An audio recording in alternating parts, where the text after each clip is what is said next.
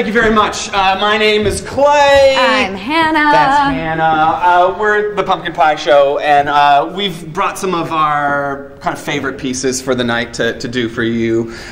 These kind of go back 10 years, so we wanted to do kind of like our best of, or kind of our personal favorite moldy oldies. But you know, I'd say, I mean, that was such a kind of intense introduction. Let's just do it. Do you want to dive in? Let's dive right in. Cool. So we're going to do like 5-ish stories tonight, and the first one Hannah's going to do, and we'll totally call off and say what the titles of each story is, but I'm not going to do that for this story because that would give it away. It is a doozy. Lo and behold, this is Hannah Cheek. Awesome. Thanks. Shelton? Honey? I think it's time you and I had a talk. Can you spare a moment for your mother, please? Huh? I've dedicated the last 17 years of my life to raising you. All I'm asking for is 5 simple minutes. 3 minutes. 2, I can help you get ready while we talk. You can't leave the house looking like that. Your cummerbund is on all crooked. At least let me fix your tie. Just hold still. Now, I know this is something your father would want to talk to you about. He's better at this sort of thing than I am, but since he is out of town right now, it is up to me to discuss it with you. Okay. There comes a point in every boy's life, Shelton, when things begin to change. Right? Your voice begins to break. There'll be hair growing in places there wasn't any before, and your skin is suddenly riddled with pimples. Now, all these adjustments are normal, right? They're perfectly natural, something every boy your age experiences. Your body is simply saying you are about to become a man. My little boy's not so little anymore, is he?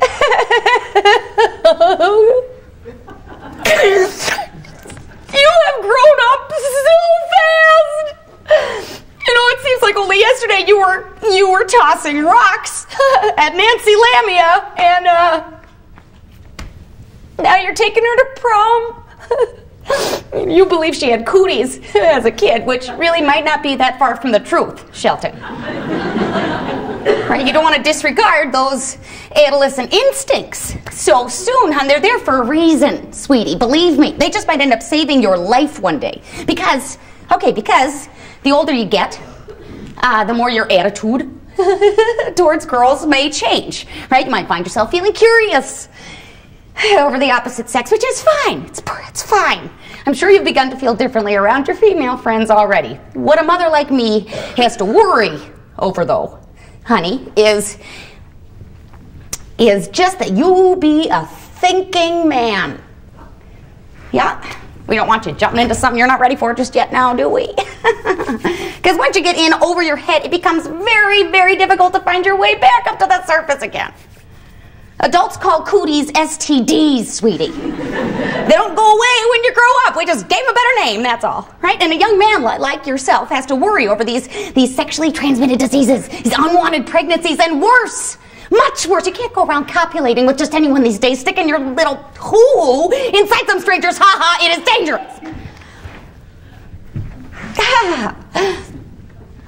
Okay. I know that you are nervous about tonight.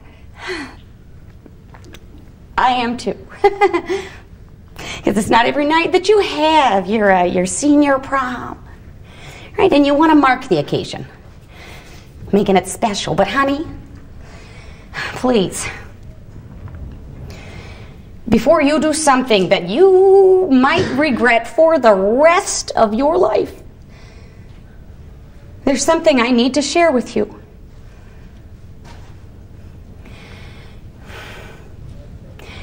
Hidden inside every vagina is a little snapping turtle. It's tucked up, it's way above the vulva, it lives within the uterus, just waiting for some young boy like yourself to come sticking his little man inside its home. And as soon as you have slipped far enough in, can you imagine what happens? Can you? That little snipper just peeks right out from its shell and bites right through you, nips your kipper clear off before you can even think about pulling out. Crack! It is too late, you got no little man left. And I know that you want to go up there, honey, but that is a habit that you just don't want to pick up yet, Shelton, because it doesn't matter. It doesn't matter whether it's a finger or a thumb or your own organ. When you slip inside Nancy Lamia's vagina, you could lose your manhood in one bite. And it may feel appealing at first, wriggling behind her hymen, but once you are buttoned up against that snap, it'll treat your member like a marauding home wrecker thinking you're trying to move in. These turtles are very territorial, honey. They do not appreciate house guests, no matter whose uterus you're in. Even if Nancy spreads her legs for you on the first date, the little harlot, once that snapper chokes down your chances at ever giving me grandchildren, there's no getting your little man back. They don't grow back. Once they're gone, honey, you're gonna be a eunuch for the rest of your life. Just be a thinking man. That's all I ask, right? When prom's finally wound down and you're driving Nancy home, just remember what we talked about tonight, okay? Can you do that for your mom? Please, sweetie. You look so handsome, I think I'm gonna cry. Do you remember when you were younger? God, you were such a chronic nose picker as a kid. Oh, I thought I'd never get to stop sticking that finger up your nostril. I'd constantly catch you snorting your pointer up to the knuckle, and oh, the number of nosebleeds I had to mop up, I can hardly even count. I remember trying to teach you to quit, insisting that you listen to me when I told you about that snail living inside your head. You thought I was joking, up until the blood began to flow. Then you listened to your mom. Okay, let me get a picture of you before you go. Thanks. Thank you. Oh, yeah. Okay. Now, Clay's gonna bring us one of my favorites, called Oldsmobile. It's a little love story. A little love story. Yeah, yeah. The wind? The wind hasn't been in our hair like this in years. I mean, I can't even tell you the last time we had the roof pulled down, ushering the air in from all around, only for the current to uproot every pin holding Leela's hair in place. Now her curls are spilling all over her shoulders, all steely and gray. This burst of silver blossoming around her head. God bless you, Dr. Charles McNulty. You discovered the medical superior temporal area located right behind my wife's ear. You're pinpointing that little bit of brain tissue that provides the mental map for her to comprehend where she is and just how she got there. If it weren't for you, she'd be in our living room right now just wondering where in the world she was. Her mind losing its grip on our own home, just gradually decaying away with the days right there on our couch. It is because of your breakthrough that we're even on this road trip. Well, since her sense of direction has completely deteriorated, you know, where she's been, where she is, and where she's going are all gone now. Our very own neighborhood is a maze that she can't escape from. Well, just the other day, Leela tried to drive herself to the grocery store, drove 4 blocks before she lost track of where she was, all tangled up into this lattice work of streets and cul-de-sacs. It wasn't until that evening, almost 7 hours later, that I got a call from a neighbor 10 blocks over telling me that Leela was wandering about their backyard. She thought that she was in the produce section, you know, sifting through the greens for the best head of lettuce. Are these still on sale? She said, you know, holding out a coupon clipped from that morning's newspaper. 2 for 1, yes? Now, you called it motion blindness.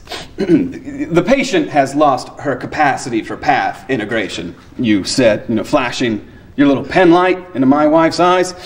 Dead reckoning has completely decayed. Now, I would strongly advise you not to allow her to get behind the wheel of her own car anymore. But you never mentioned anything about my maroon 1960 Oldsmobile Super 88 convertible, huh? 394 cubic inch V8 engine, 315 horsepower. Hey, this baby is able to move all 4,000 pounds of herself without as much as even a whimper from under her hood.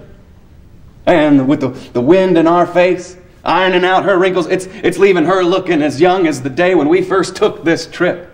And with her hair whipping around, it looks like she's still wearing her wedding veil, this wave of ivory washing over her shoulders. And she wouldn't take it off on our wedding day. Because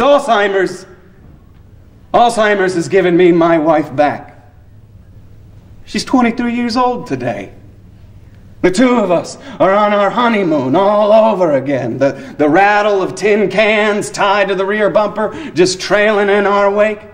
Now there is a bed and breakfast waiting for the two of us in the California Panhandle, only, 55 years away? Hey, we're going to reach it within a few bends of the cerebellum, but until then, it's just me and Leela and the open road. Hey, you better be careful. I mean, you don't want to lose that wedding veil there. It's not going anywhere. Well, we made it as far as Albuquerque before it finally blew off, Oh, there it goes. Told you so. Now there is no getting it back. But that hasn't stopped her from trying, Leela keeps reaching for the clouds over her head, bringing her hand back down, all balled up in a fist, expecting to find a slip of satin inside. I'll get you yet. Just you wait. Our children are probably wondering where we are by now. When they finally call the authorities, my wife, she's going to be 17. The two of us are going to be on our first date all over again, where I parked the car at the top of MacArthur Park, one of the highest peaks in our hometown. And my hand, slowly reach over the upholstery, just reaching for her knee. You better take that hand back, mister. If you want to keep your fingers, you'll keep them to yourself. She won't let me kiss her for another 3 years. Well, ever since my stroke, the right side of my body has remained partially paralyzed. Makes it difficult for me to reach that far over anymore. Leela has to lift my arm up if we want to hold on to each other, just wrapping it around her shoulder. But with one hand on the steering wheel and the other around my wife, we are cruising through the years and we are not looking back. There's no knowing where we are anymore. There's no telling how far we've gone. The odometer says that we've only driven 300 miles today, but ever since my wife's dementia settled in, God, we are seeing parts of our past as far back as day trips to the beach or, holiday jaunts with the family. Leela looks over at me and she doesn't see the elderly man that's taken the place of her husband. She sees me at 33. She sees me at 18. She sees me wherever her memory wants to take her. And all I'm doing is escorting her there. The windshield is thick with insects now. The number of bugs smashed against the glass is beginning to eclipse our field of vision, just like the amyloid plaques and tangles cluttering up within Leela's brain, blotting out her ability to remember the names of our own children, which is probably a good thing, considering that it was our daughter who first suggested that we should consider assisted living. There's no way the two of you are going to be able to take care of each other anymore, Dad. I mean, not with Mom's memory fading as fast as it is. We need to start thinking about the future. We're fugitives now. We are on the lam from our own family. All we've got is the highway. This expanding canvas stretching ahead of us. How old we really are. Doesn't matter anymore. It's all new to her now. We're on a never-ending road trip where every bend brings back another memory of who she was. We can't stop now.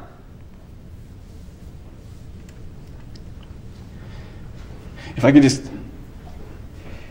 keep her in the car, driving her Alzheimer's in circles, then I could keep Leela from forgetting where we first fell in love. Did we just pass your parents' house? I think we did. Well, can we pull over? I haven't visited with your mother in ages. We got a full tank of gas.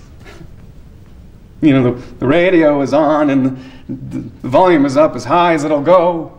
The windows are all rolled down. The wind is everywhere. This road is ours. Thank you.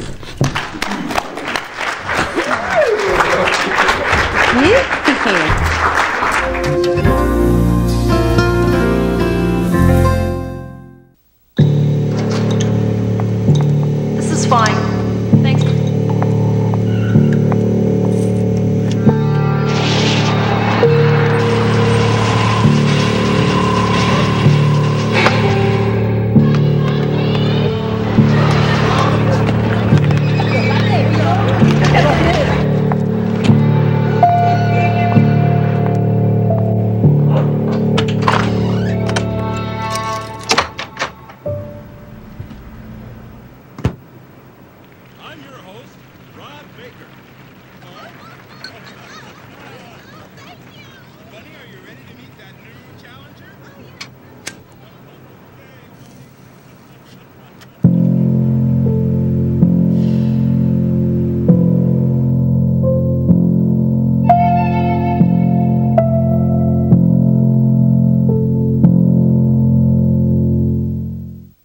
Here are the low monthly payments and interest rate as we promised. Here's where they triple. The rest of this is really just here so that we get your house when you can't pay us back. Predatory lenders are never this easy to spot. Call us and protect yourself with the facts.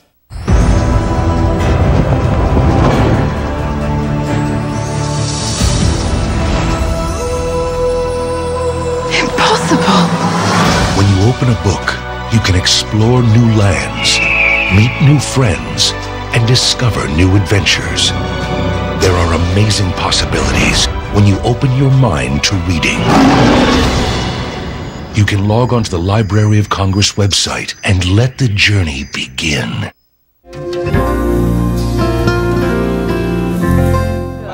This piece is called Overbite.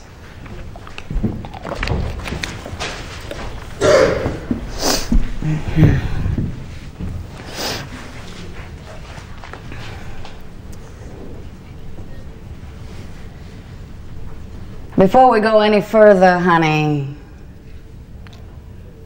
I gotta warn you. I've bitten off the tongues of more men than I'd like to remember. All by accident now. Don't get me wrong. I have left men speechless all across this country. You simply take that risk when you kiss a lady like me.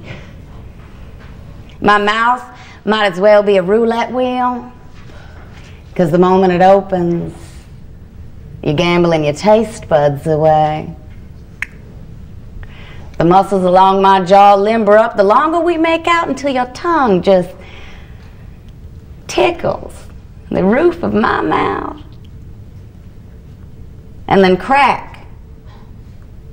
My mandibles snap, sealing my teeth together like a bear trap.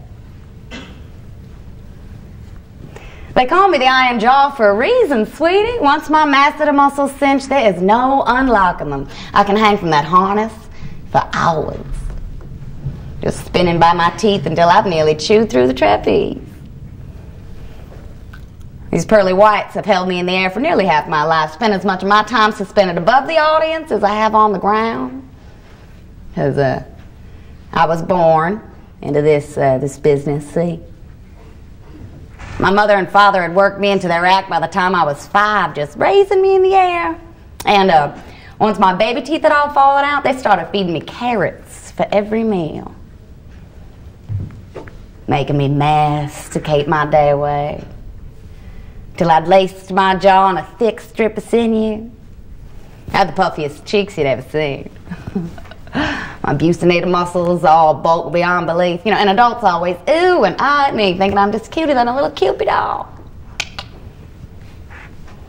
None of them know I'd bitten off about half my own tongue before I'd even turned 10. And just snipping another millimeter off in my sleep almost every night. I've been left with this lisp, mincing my words like I'm talking with my mouth full all the time. That scab at the tip of my clumsy tongue just tripped me up in my pronunciation.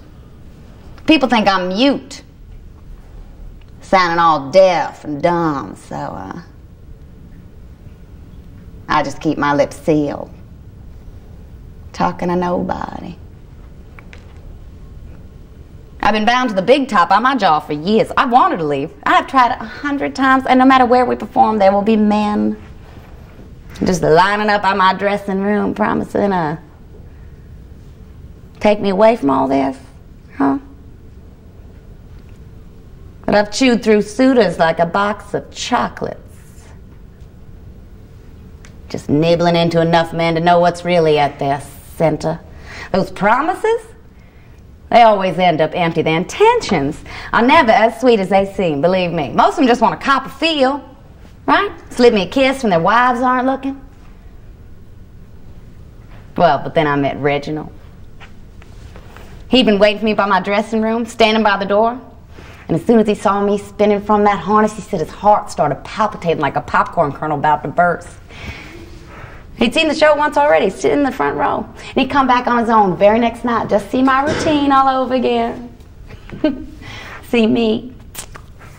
Our show was run for the week, you know, the tent set up along the outskirts of this town, giving him a chance to see me wriggle through the air for the next 5 days straight. And he kept coming back, night after night, waiting for me once each show was over with another dozen roses in his hand.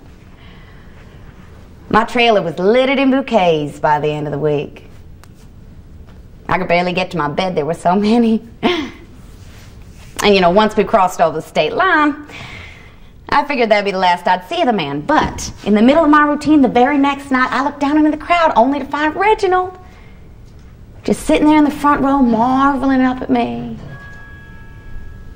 And he smiled, which got me to grin back, only for my lips to slip, and I nearly lost hold of the trapeze. And the audience gave a gasp as I nibbled my grip back up onto the bar, but Reginald stood up, you know, opening his arms, ready to catch me if I was to fall. Nobody had ever wanted to be my safety net before. And he was waiting for me after the show, as always. No roses this time, though. He had a wedding ring, 24 carats. He was willing to leave everything for me, he said, as long as I was willing to leave the circus. He promised to buy me a house. I mean, I have a home that wasn't on wheels, never needing to hit the road again. I'd be rooted for once, and I didn't know what to say. My jaw just dropped. Just empty of any words, only for Reginald to kiss me, pressing his lips against mine, and my mouth only opened wider, his tongue just easing inside, and he tasted like liquor. As if he'd, slipped a sip of whiskey before seeing me, maybe helping him work up the courage to propose. But I had never drank any alcohol before. My tongue suddenly stinging with its aftertaste. My eyes started to water. That liquor burn was so unbearable. And there was a tap at my gag reflex, as if a rat had stepped onto a mousetrap, setting my jaw right off. It just swung shut. My canines clamping together, and everything within my mouth went warm. This sudden rush of blood swelling up inside my cheek, and his tongue was still flickering over mine, as if Reggie wanted to keep kissing me, and it wriggled down my throat like some determined worm aiming for the heart of this apple. Well, choking, I didn't have much choice but to swallow. This twitching bit of muscle made its way down on my stomach. I could feel it quiver through, settling into my belly. Reginald fell to the floor, his cheeks just streaming red. And whenever he tried to scream, his lips would split into this flood of blood, just gurgling up a wet sound, just bubbling out from his hollow mouth. Well, I swore to myself that I would never let something like that ever happen again. I kept clear of my male admirers, denying their company after every show, no matter how adamant they were about seeing me. I refused to talk to anybody, keeping my lips sealed for weeks, only opening my mouth for the trapeze. With my lips wrapped around that handle, hiding these teeth. I've dangled over these men's heads like I was bait. I'm the circus's worm. I hang off this fishing hook, luring these men away from their money.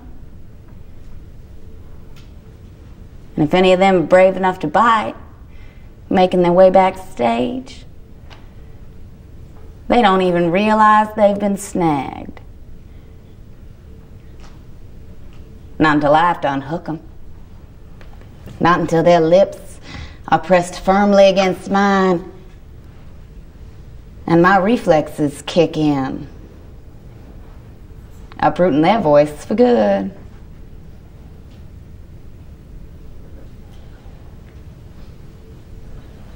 I've got a dozen tongues tumbling around in my tummy right now. I have digested the ejaculations of the most eloquent men, living off their prattle, false promises, as if their chatter had all the nutrients I needed to survive.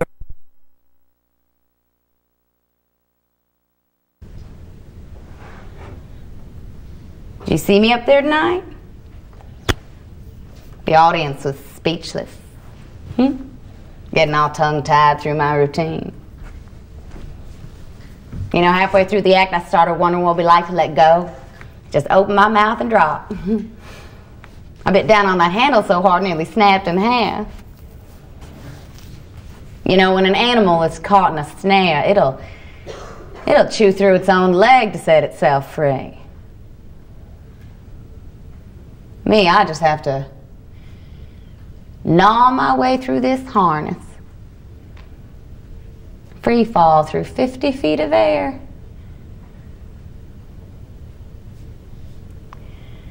You'd catch me, wouldn't you? Of course you would. You wouldn't let me down. Come on now, honey. Don't be afraid. Kiss me. Just a peck. I promise I won't bite. Thanks. Yeah, bring it. This next one's, I don't know what to say about it. Let's do it. It's called Late Bloomer. Enjoy and buckle up. We all saw it sprawled across the blackboard the second we stepped into Miss Lovecraft's class. Its wingspan reached from one end of the room to the other. hovering above our heads, as if it were about to pounce. Its chalk, scrawled claws looking ready to grab up an unsuspecting student and fly away. Its mouth hung low to the ground, donning an outward set of lips that hid a much smaller pair, both of which were peeled freely back in order for the class to stare down the diagram of its cavernous throat. It must suck its prey up from below, I thought, like a bottom feeder feasting off the murky ocean floor. Oh, its sole sense of perception stemmed from an antenna, protruding out from the top rim of its inner lips. Well, that slimy appendage would slither out from its mouth like a snail, easing up from its shell, searching blindly for its next victim. What on earth is that ungodly thing? My best friend Jimmy Pickman asked. It looks like an octopus, I replied. Miss Lovecraft had scribbled its name over its dome-shaped head, beckoning the class to chant out this creature's nauseating nomenclature. Repeat after me, children. This is the vagina. I shuddered at the sound its name made within my mouth, whispering it with the rest of the students.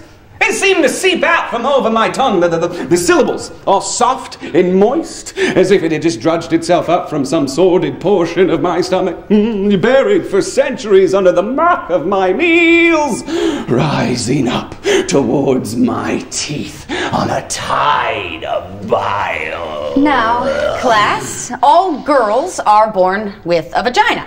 The vagina is shown here, is home to the uterus, shown here, which is where the fertilized ovum develops into a fetus.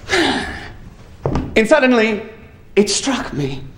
The more we all called out its name, repeating our gym teacher's incantation for this feminine effigy, the more I realized how all the girls in the class had begun to shift within their seats.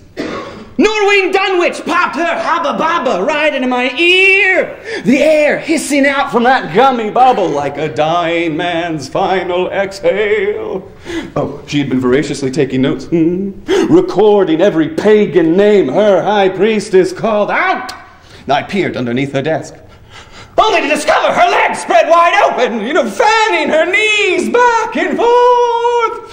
Something had awoken within her. Something was lurking under the murk of her skirt, veiled behind the pleats of her school uniform. Oh, this wasn't sex ed. No.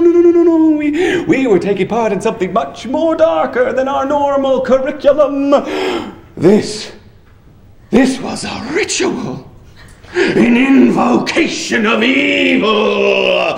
Well, looking back at the blackboard, that powdery rendition seemed to come alive. Its fallopian tubes undulating across the wall like tentacles reaching out for me. I mean, there was something so hypnotic to its flickering, those ovaries pulsing in a brilliant pink and green. My eyes raced around the room.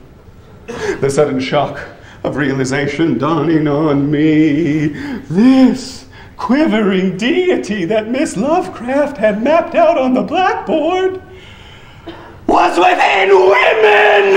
Women everywhere! These ancient beings had been amongst us boys all along! Hidden within the depths of our female classmates! Now, class, let's move on to the male sexual organs.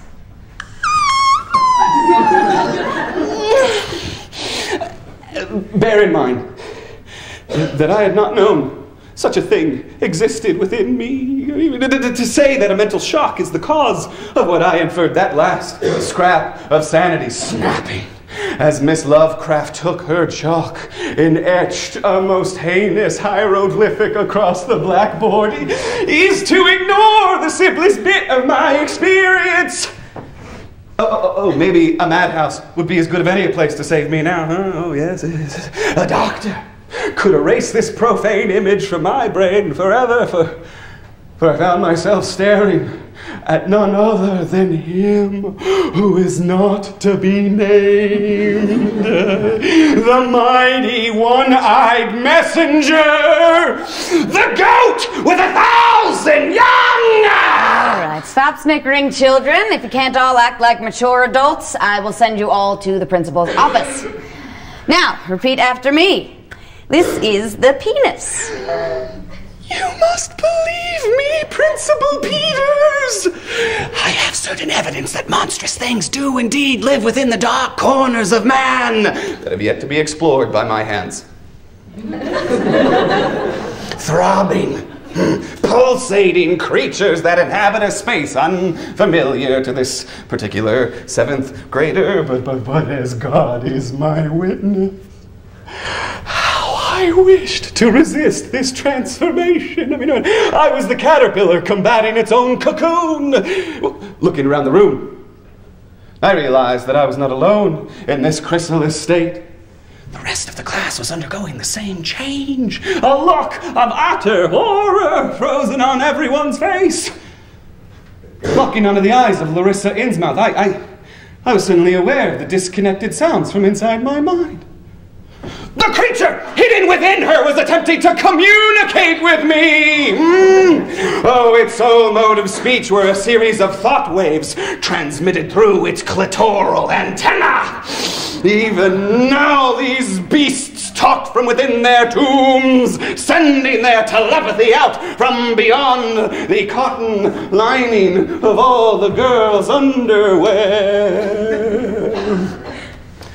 Whoa! I'm so sorry. The panic was suddenly lessening within me. I mean, I was suddenly beginning to feel queerly drawn towards the unknown sea depths of my female classmates. I suddenly felt the compulsion to swim towards that brooding reef of newly grown pubic hair, diving into that black abyss forever!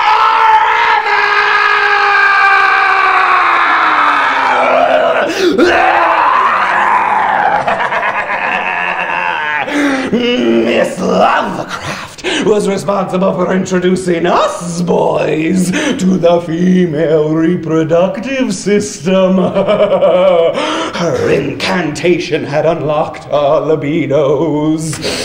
Pushing our desks together, the class created an altar in which to enact our rites of passage. Oh, the class made sacrifices out of ourselves, offering our bodies up to our idols. Miss Lovecraft continued to point towards the orifices of our gods, while the student body had an orgy of ungodly proportions. Hail, young Shoggoth! The mighty vagina. Praise to the pit of Shoggoth! Glory to the great messenger Cthulhu! Yoggoth, the cyclopic worm!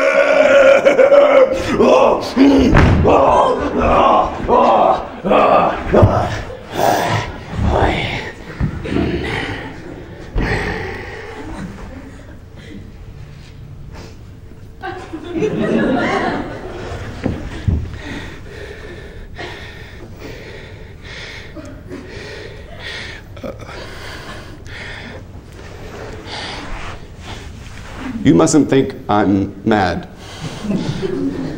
Principal Peters. There's good reason. God knows. I'm still lucky to have a scrap of sanity left within me.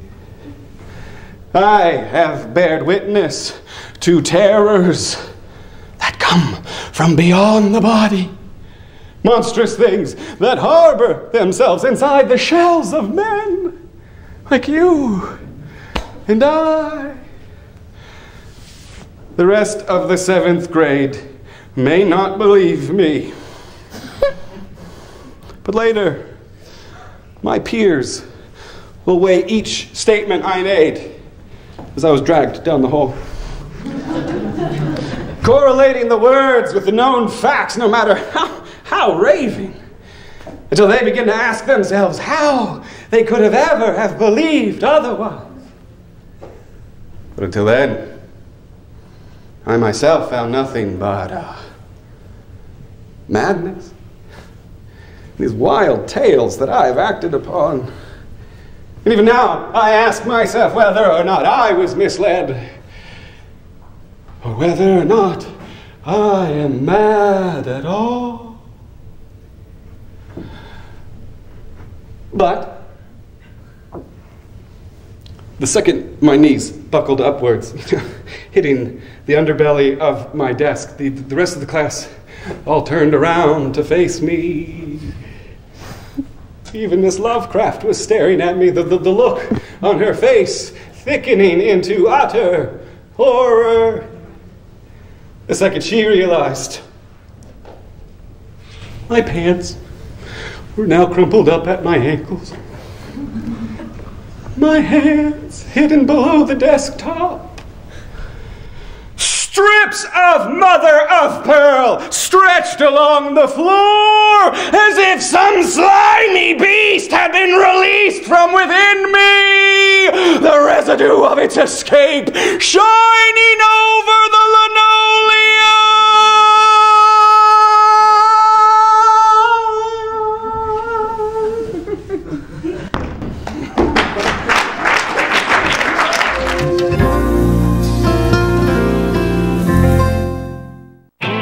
I was a liberal arts major in college. I had never lived in another country. I didn't speak a second language. What could I? What could I? What could I offer the Peace Corps? The answer surprised me. I served in South Africa teaching HIV/AIDS awareness, and together, my community and I brought electricity to our village. Developing a computer training center in Armenia was one of the most challenging and most rewarding things I've ever done. Working with my students in Nicaragua was a great experience. We taught each other a lot about our countries and cultures. This is the Peace Corps today. Different people, different skills, one common goal. To better our world, one community at a time. Now that I'm back home, I run a community service program. And I'm in graduate school studying environmental science. Redefine your world. Join the Peace Corps. Apply now at peacecorps.gov. Yeah. This is Robert. Is Lewis next? This is how things could be if everyone realized that getting tested for colon cancer could actually keep them from getting it. Bring it on, Doc. It's one cancer you can avoid. You guys are great.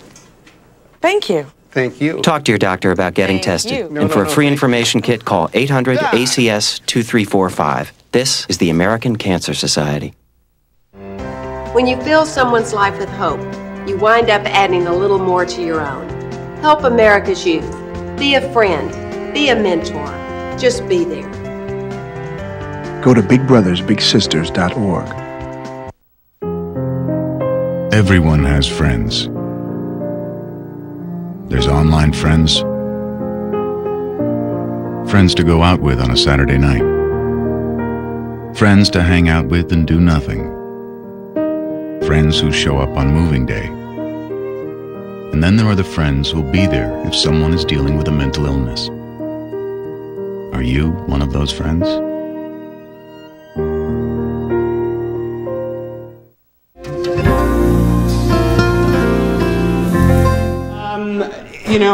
Thanks, Suzanne, for bringing us out. Thank you guys for coming out. I know it's the end of the semester. I really appreciate it.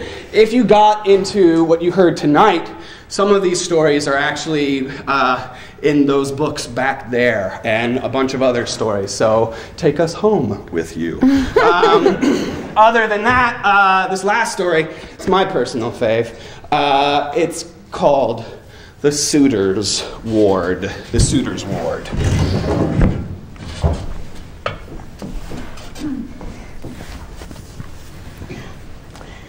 Paul? Paul proposed last night. He wanted to get down on his knee for me, popping the question properly, but I insisted he stay in bed. I was afraid his stitches might rip. One loose suture could send his intestines spilling over the floor. Better let those ligatures heal up before you even think about tying the knot, I whispered, hoping not to wake any of the other patients. Paul had stepped on a landmine the day we met. Paramedics told him to hold his arms like this, hugging his stomach, holstering his own internal organs long enough for me to take a pair of scissors and cut through his flak jacket. The blast had soldered his zipper into a strip of metal, the intense heat fusing the teeth together. The second I saw you standing over me, he said, thought I'd died and gone to heaven.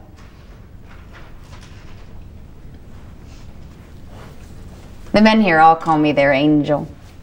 Whenever I'm on my rounds, walking through the officers' ward, you can see their faces brighten, their spirits lift.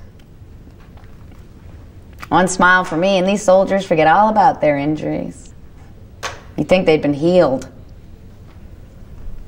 But the Red Cross never prepped us nurses for the number of marriage proposals we'd get. I walk down the aisle almost every day.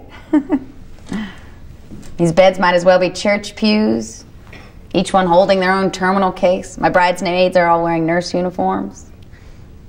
Best man had his legs blown off by a piece of shrapnel.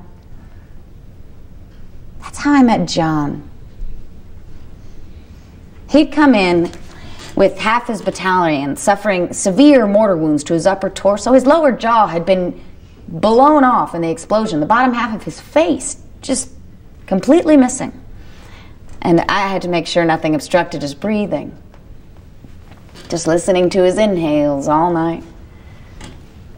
If something got caught in his chest or if his wheezing shifted pitches, it was up to me to locate the obstacle, clearing the path through his windpipe. The doctor had given him a 10-to-1 chance of surviving the night. None of the other nurses believed he'd make it till morning, so I brushed the hair out of his face, combing it back with my fingers. He was a handsome man. I could tell.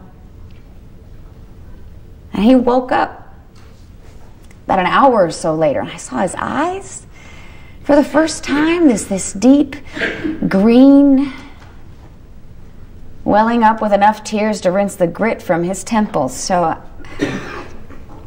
I just, I leaned over and pressed my lips against his eyelashes, feeling them flutter across my mouth. I held his hand for almost 2 days straight. Even when it grew cold, I kept my grip. Most men will die in this ward. These beds will be their last, but no one dies alone. No soldier should ever be made to feel that he's been abandoned, not while I'm on duty. That is the promise I made. Call it palliative care when cure is uncommon, but I have been trained to tend to these men's loneliness.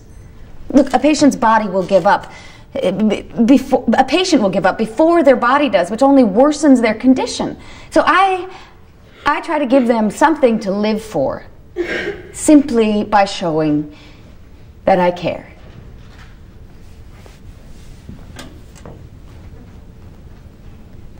It's been difficult dating. One of the nurses here tried to set me up with her brother-in-law, who just so happens to be in the service. He was nice enough. He took me to the movies, coffee afterwards, even walked me back to my barracks. We kissed briefly, but it still felt awkward. Not that he'd done anything wrong, really. He'd been a perfect gentleman all night. You just get so used to comforting the suffering that when nothing's wrong, you feel as if something's missing. Not that I'm so beautiful. I mean, you'd be hard-pressed to pick me out of a crowd. And when I slip out of this uniform and leave the ward, I might as well just disappear. And after a 16-hour shift, I'm so exhausted, I must look like a zombie walking home. I realize that this has nothing to do with my looks, but with what's happening out there in the field. We pull out these cots from storage whenever there's an air raid, just welcoming in the wounded with enough morphine to send them right off to sleep. And when they come to, if they come to, they wake up to me. And these soldiers can act just like little boys sometimes, especially at night.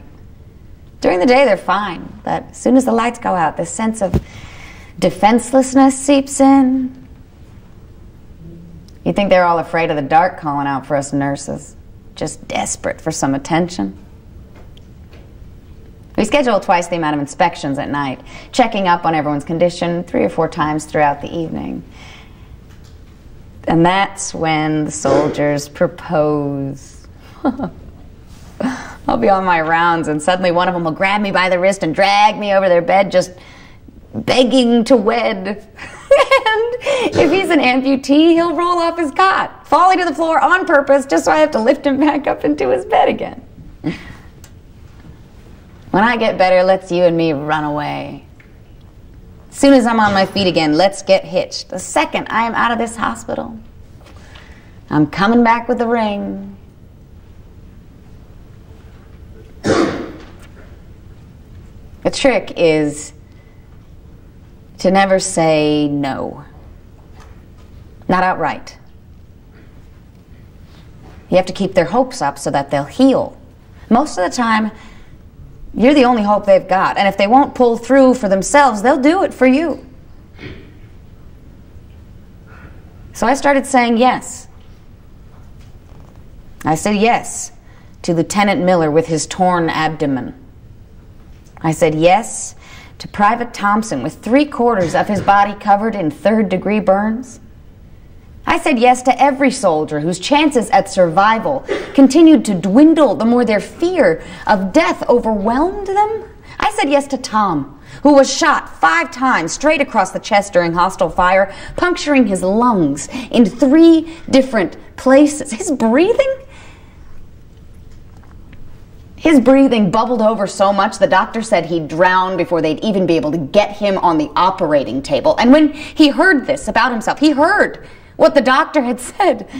Tom just took me by the hand, his chest heavy, every breath whistling through his wounds, saying, "I'll be thinking of you in there. I'll be thinking of you too, Tom. If I make it through this, ma'am, would you please come visit me?" "Of course I will, Tom. Promise."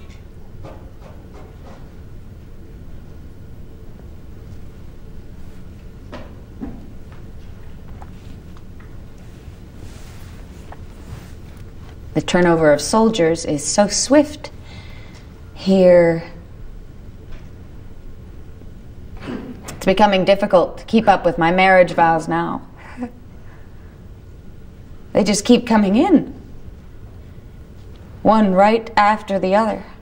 As soon as one bed empties, I've got a new fiancé filling in. There's barely enough time to change the bedspread. And when a soldier passes away, I have to wheel the body out of the ward, making sure to smile at the soldier in the neighboring bed. My lips lifting his spirits, holding his hopes up.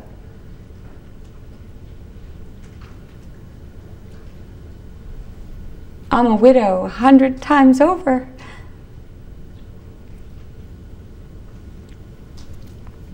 This clipboard is my bouquet. It's a floral arrangement of ailments, sorted with a half dozen amputees, sprigs of injuries. And I'll toss it to the other nurses once my shift's up. All of them just scrambling to grab it. Just to see who gets to wed next.